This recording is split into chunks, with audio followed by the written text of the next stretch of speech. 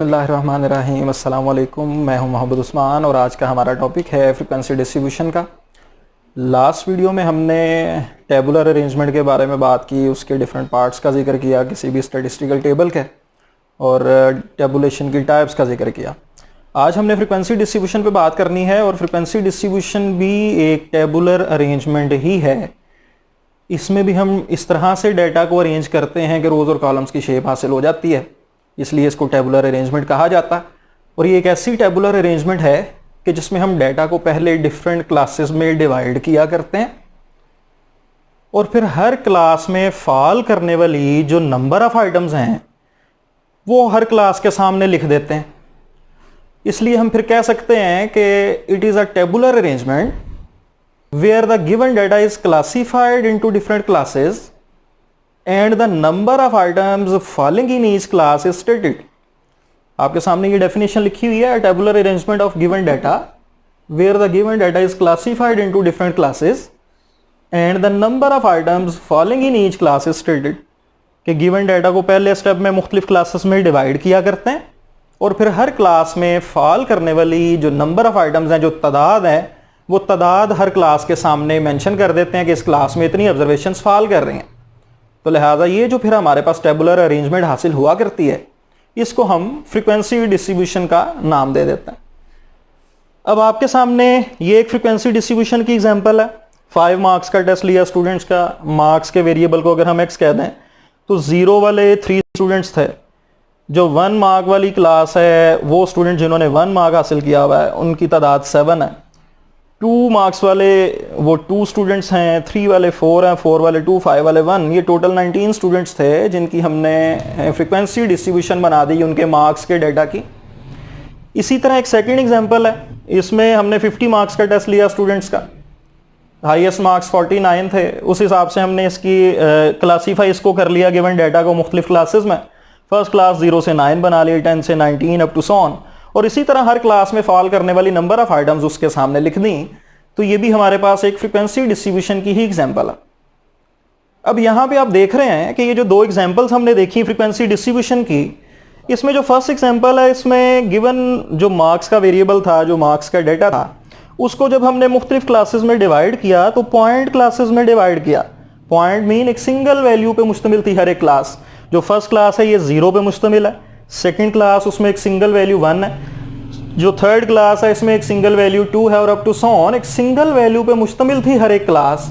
लिहाजा ये point classes हमने बनाई और पॉइंट क्लासेस बनाने के बाद गिवन डाटा को मुख्तलिफ क्लासेस में हमने डिवाइड कर दिया और हर क्लास में फॉल करने वाली नंबर ऑफ आइटम्स को उसके सामने लिख दिया। इसी तरह अगर इस एग्जाम्पल की बात करें तो यहाँ पे हमने जो क्लासीफाई किया डाटा को एक पॉइंट क्लासेस में नहीं किया, बल्कि हर क्लास जो है एक सिंगल वैल्यू की बजाय एक इंटरवल पे मुश्तमिल है। जो फर्स्ट क्लास है ये 0 से 9 है, यानी 0 मार्क्स वाला भी इस क्लास में शामिल है, 9 वाला भी शामिल है, और बिटवीन 0 to 9 कोई भी अगर कोई वैल्यू है, किसी स्टूडेंट ने 0 से 9 के बिटवीन मार्क्स हासिल किया हुआ है तो वो भी फर्स्ट क्लास में शामिल होगा। इसी तरह ये सेकंड क्लास में 10 से 19 और अप टू सो ऑन 40 से 49 वाले जो स्टूडेंट्स हैं, मार्क्स वाले स्टूडेंट्स हैं, वो लास्ट वाली क्लास में शामिल होंगे। लिहाजा ये इंटरवल क्लासेस वाली फ्रीक्वेंसी डिस्ट्रीब्यूशन है। इसी बेस पे फिर हम फ्रीक्वेंसी डिस्ट्रीब्यूशन को 2 डिफरेंट टाइप्स में डिवाइड कर देते हैं, और the first one is discrete frequency distribution and the second one is continuous frequency distribution. अब इन दोनों को अगर हम डिफाइन करें, अभी हमने बात समझ ली कि हमारे पास यहाँ तो पॉइंट क्लासेस पर मुश्तमिल हो सकती हैं क्लासेस किसी भी फ्रीक्वेंसी डिस्ट्रीब्यूशन में, या फिर इंटरवल क्लासेस पे मुश्तमिल हो सकती हैं। तो लिहाजा ये जो 2 इसी बेस पे हमने 2 टाइप्स बना दी। अब ऐसा तरीकाकार, ऐसी टेबुलर अरेंजमेंट, ऐसी फ्रीक्वेंसी डिस्ट्रीब्यूशन जिसमें हम गिवन डेटा को डिफरेंट पॉइंट क्लासेस में डिवाइड करते हैं और फिर हर क्लास के सामने जो फॉल करने वाली नंबर ऑफ आइटम्स हैं, जो तादाद है, जो फ्रीक्वेंसी है, वो स्टेट कर देते हैं, लिख देते हैं। ये हमारे पास डिस्क्रीट फ्रीक्वेंसी डिस्ट्रीब्यूशन कहलाया करती है।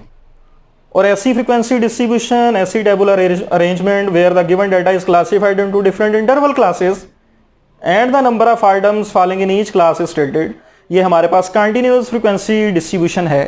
तो लिहाजा हमारे पास 2 मेजर टाइप्स हैं फ्रीक्वेंसी डिस्ट्रीब्यूशन की, डिस्क्रीट फ्रीक्वेंसी डिस्ट्रीब्यूशन और कंटिन्यूअस फ्रीक्वेंसी डिस्ट्रीब्यूशन।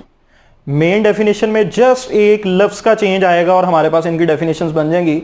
मेन जो हमने डेफिनेशन पढ़ी, the arrangement of data into where a tabular arrangement of data where the given data is classified into different classes.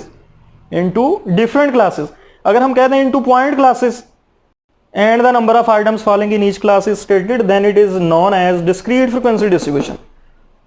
और अगर हम कहते हैं कि a tabular arrangement of data where the given data is classified into different point classes, into different interval classes. Point classes अगर होंगी तो discrete, और अगर इंटरवल क्लासेस बना देंगे and the number of items following in each class is stated, then it is known as continuous frequency distribution.